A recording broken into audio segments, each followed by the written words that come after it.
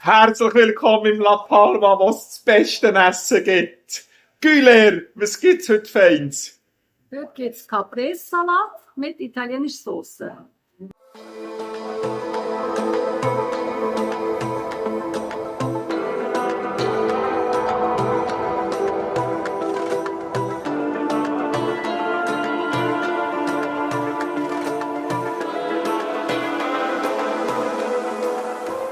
Ein feiner Caprese-Salat, da freue ich mich drauf. Oh.